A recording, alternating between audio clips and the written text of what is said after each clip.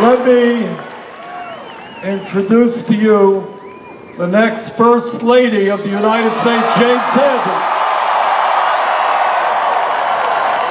Hello, LA. My gosh, what an incredible crowd. Thank you. I'm here as a kind of character witness for this character. As a wife of 31 years, as a co-worker for 38 years,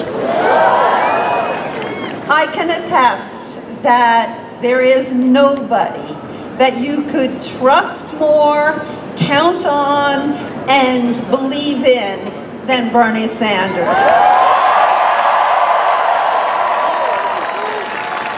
I wanted to let you know the whole campaign is not me, us, but there are other people that are behind the scenes all the time that sustain Bernie and I. Two of our sons, Dave and Levy, are here today. Come on up and wave. And two of our daughters are not here today, but they will be on other trips. We have 7 grandchildren and our children's spouses. They all support us in every way, and I just wanted to let you know that. They would agree with me 100% that Bernie was our choice growing up, working together, being married and having a family, a blended family together. And he is my choice and their choice to be the next president of the United States, and I hope you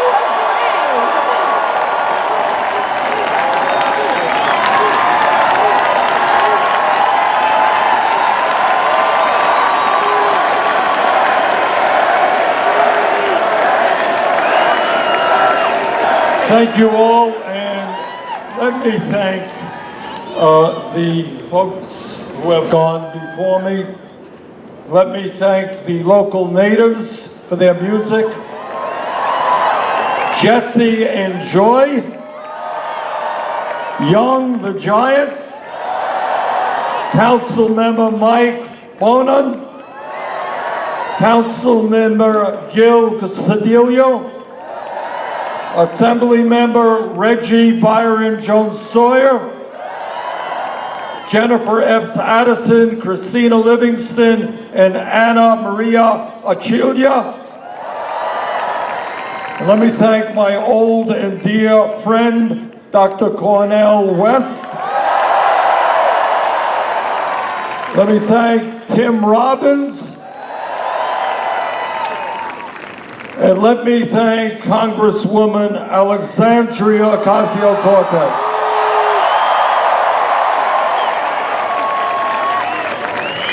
We kind of take it for granted, but Alexandria has been in Congress for less than 1 year.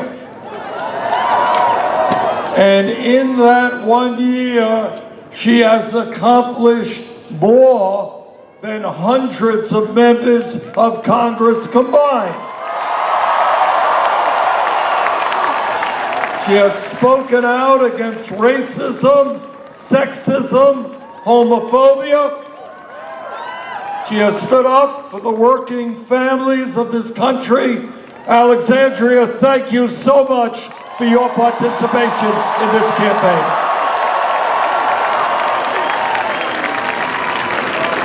I don't have to tell anybody here that we are living in difficult and unprecedented time in American and world history. We have a president who is a pathological liar, who is running a corrupt administration, who is a racist, a sexist, a homophobe, a xenophobe, and a religious bigot. Other than that, not so bad. That's a joke. Brothers and sisters, what our campaign is about is not only defeating Trump. Our campaign is about a political revolution. It is about transforming this country. It is about creating a government and an economy that works for all people and not just the 1%.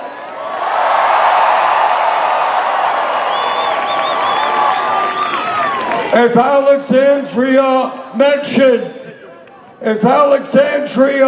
mentioned, what we have right now in America is a corrupt political system. It is a system in which billionaires are buying elections. It is a system in which voter suppression is taking place every single day. Some of you may have noticed that just in the last week, you had Republicans trying to purge hundreds of thousands of voters in Wisconsin and Georgia. What our campaign is about, what our administration will be about, is one person, one vote, not billionaires buying elections. And I am proud to tell you that as of this moment, our campaign has received more contributions from more people than any candidate in the history of the United States of America.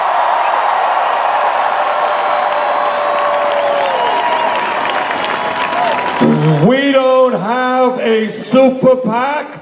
We don't want a super PAC. We don't go to rich people's wine caves. This is a campaign of the working class of this country, by the working class, and for the working class.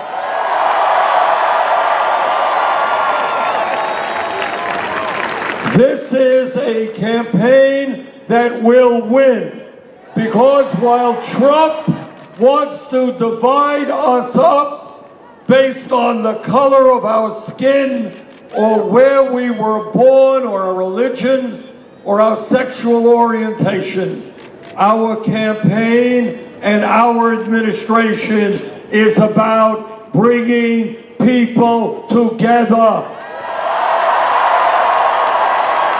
Black and white, Latino, Asian American, Native Americans, we are coming together.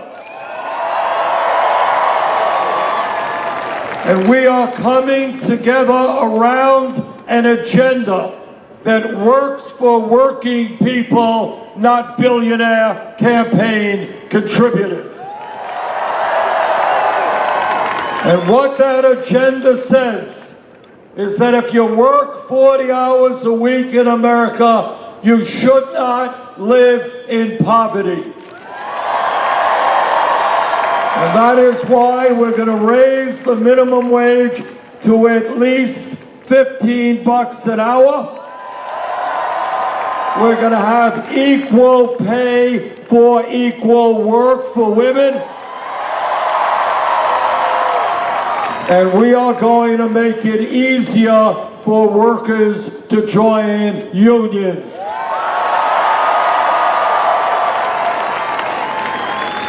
What this campaign understands is that a well-educated population is the future of America. And that is why we will implement universal, high-quality affordable child care. That is why we will put billions into Title I low-income schools all across America. And that is why we understand that if we love the kids, we love our teachers.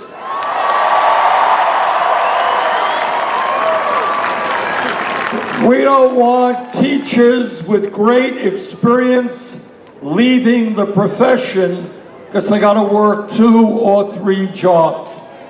We don't want teachers taking money out of their own pockets in order to buy school supplies. We're going to fund public education, and we're going to make sure that every teacher in America earns at least $60,000 a year. And I want young people, including those of you here today, to give serious thought about becoming teachers. There's no job more important. We desperately need you. And when we talk about education, that means that we will make public colleges and universities tuition-free.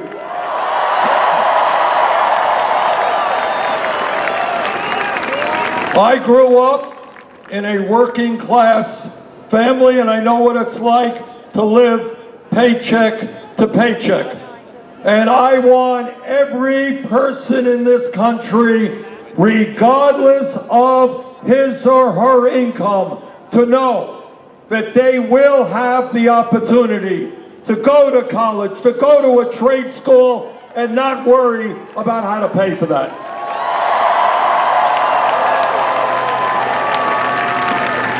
"11 years ago, against my vote, Congress voted to bail out the crooks on Wall Street.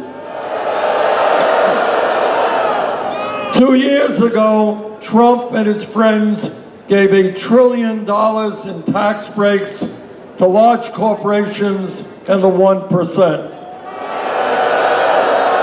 Well, if Congress can bend over backwards for the rich and the powerful, we can cancel all student debt in America.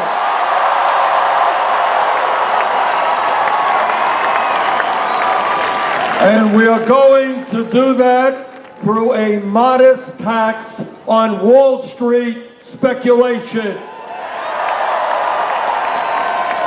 The working families of this country bailed out the crooks on Wall Street. Now it's time for Wall Street to help the working families of this country.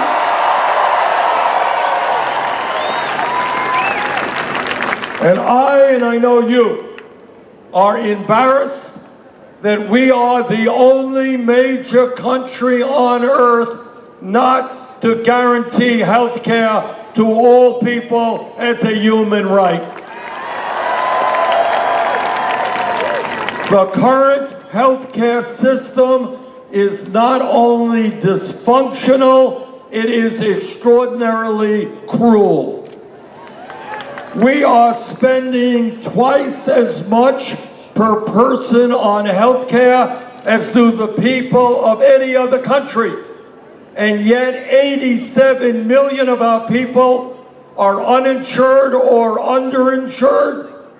30,000 die each year because they don't get to a doctor when they should. 500,000 people go bankrupt because of medically related bills. Think about that. 500,000 people going bankrupt for what crime? Because they were diagnosed and treated for cancer, for heart disease, for Alzheimer's. That is not a system we will retain in America.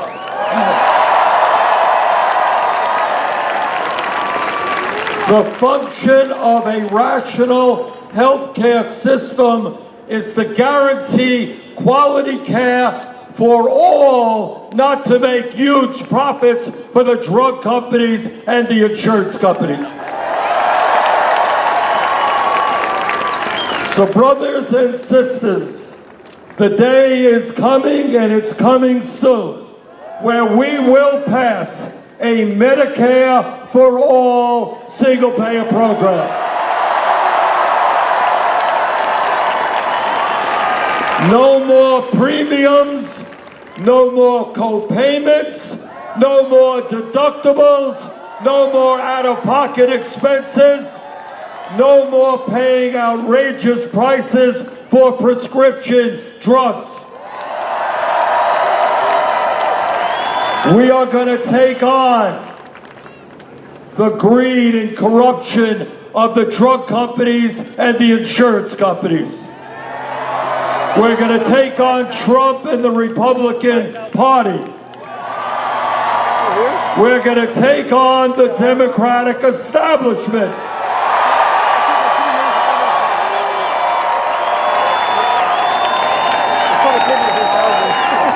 And whether they like it or not, we are going to pass a Medicare for all single-payer program.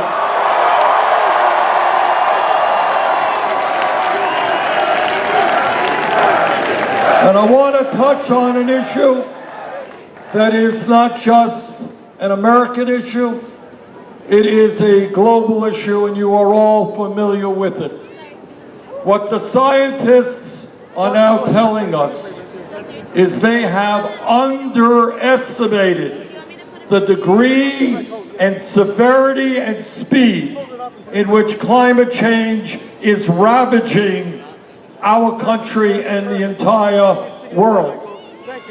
What they have told us is they underestimated the speed in which the polar ice caps are melting, and that the oceans are warming, and that the degree in which rising sea levels will inundate major cities in the United States and countries all over the world.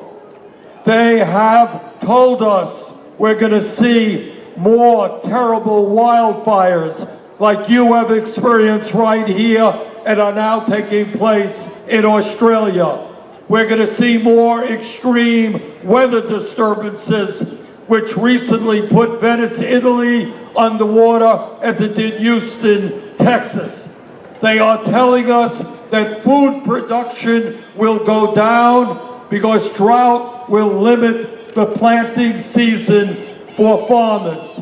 They are telling us that if we do not act, there will be around the world hundreds of millions of climate refugees, people who cannot stay in their homeland because there is no water, there is no land to grow their crops. Today we say to the fossil fuel industry, your short-term profits are not more important than the future of this planet.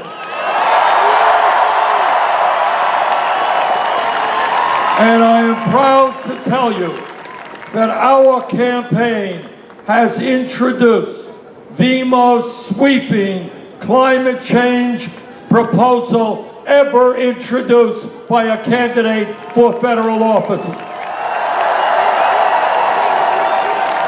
Now, my opponents and critics, they say, Bernie, you're proposing to spend a lot of money on climate, combating climate. And I say, what is the alternative? How much is too much when we're talking about saving the planet? So we have a proposal based on the principles of the Green New Deal. And that proposal basically says that we're going to move this country away from fossil fuel to energy efficiency and sustainable energy. But we have not just an American crisis, we've got a global crisis. And as President of the United States, my job will be to help lead people all over the world to make it clear that instead of spending almost $2 trillion a year on weapons of destruction designed to kill each other, that maybe we should pool our resources and combine them to fight against our common enemy, which is climate change.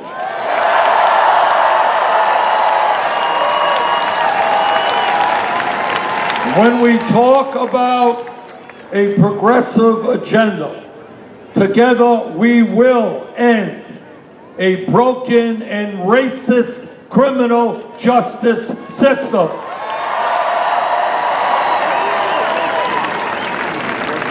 Unbelievably, today in America, we have more people in jail than any other country on earth. And our job is to put our resources into education and jobs for our young people, not more jails and incarceration. Together, we are going to end cash bail in America.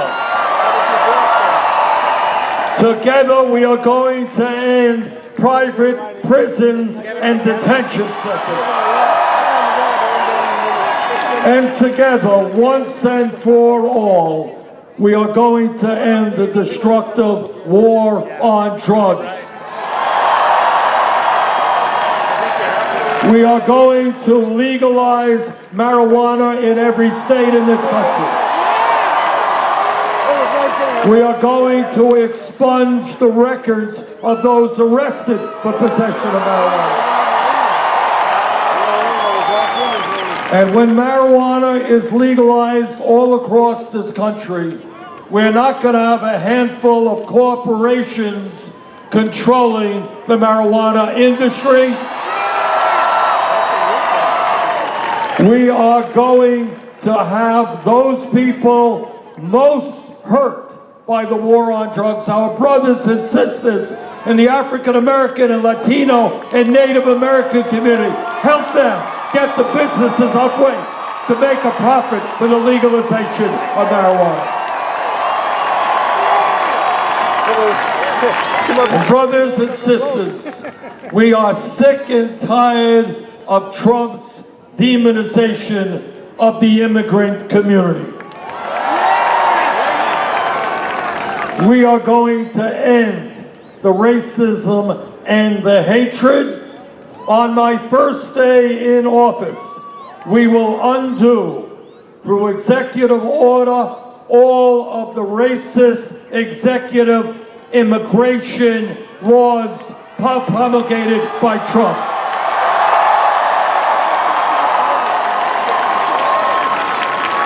On our first day in office, we will re-establish the legal status of 1.8 million young people and their parents eligible for the DACA program.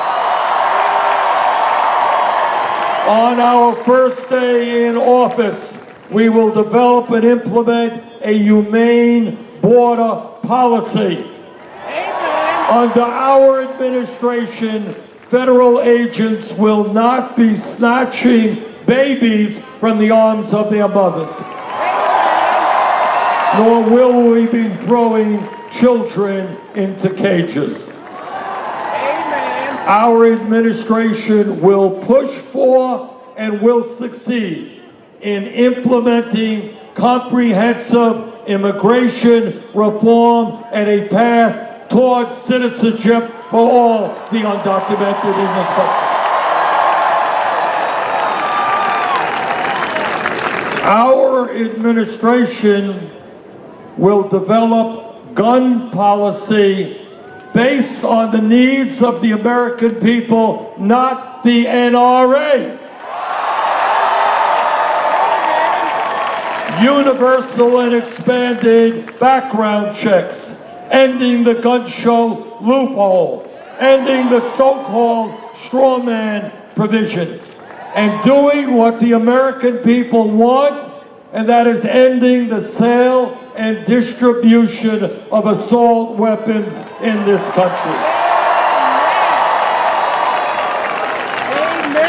You know, I'm a U.S. Senator, and I'm on the floor of the Senate, and I hear many of my conservative colleagues talk about their desire for small government, for getting the government off the backs of the American people. Well, I say to those conservatives, stop the hypocrisy. If you want to get government off the backs of the American people, understand that it is women in this country who must control their own bodies, not politicians.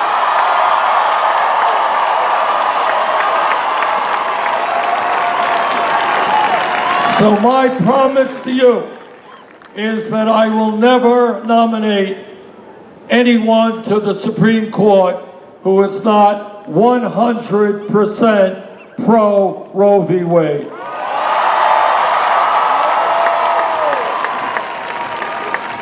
What this campaign is ultimately about, and Alexandria made the point, it is about changing our national priorities. Instead of giving tax breaks to billionaires, instead of spending more on the military than the next 10 nations combined, we are going to address the needs of the working class of this country.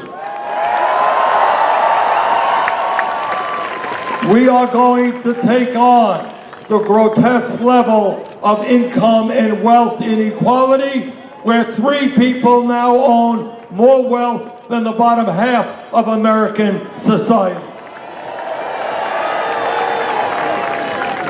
Now, Nelson Mandela, one of the great heroes of our lifetime, he said something that was very succinct and very profound. And what he said is, and I quote, "It always seems impossible until it happens." It always seems impossible until it happens. And this is a man who walked out of a jail in South Africa to become president of that country. But what Mandela was saying is that the establishment, the economic establishment, the political establishment, the media establishment tells us every single day not to dream big, not to have high expectations, not to believe that we can make fundamental changes in our society. But we know differently. We know that the history of change in America always takes place from the bottom on up. That is the history of the trade union movement. It is the history of the civil rights movement. It is the history of the women's movement. It is the history of the gay rights movement. It is the history of the environmental movement. And where we are right now in this pivotal moment in American and world history is a moment in which tens of millions of Americans from California to Vermont have got to look around them, stand up, and understand that the status quo just is not working.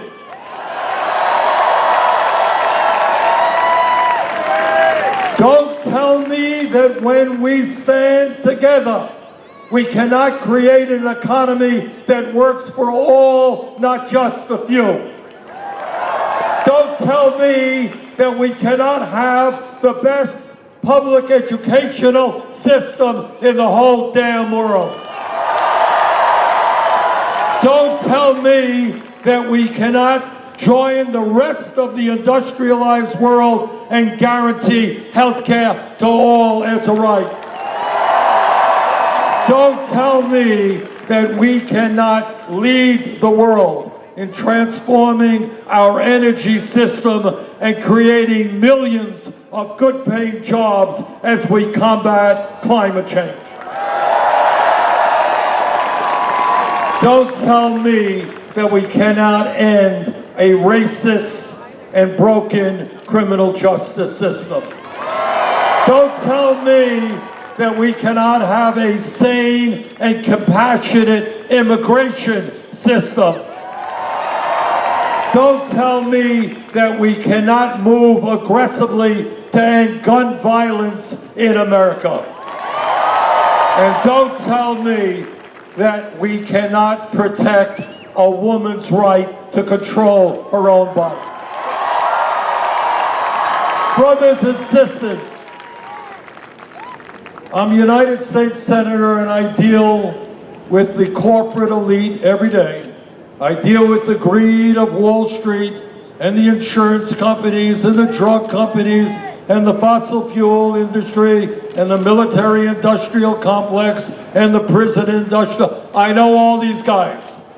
They are powerful people. They have an endless, and I underline the word endless, amount of money. But at the end of the day, the 1% is 1%. And if we in the 99% stand together, if we don't allow Trump and his allies to divide us up based on the color of our skin or where we were born or our religion or our sexual orientation, if we stand together, if we have the courage to take on the greed and corruption of the corporate elite, if we are prepared to bring our friends and our family into the political struggle, if we have a vision of a just and humane society in front of us, brothers and sisters, when we stand together, when we fight together, there is nothing we cannot accomplish. Thank you all very much.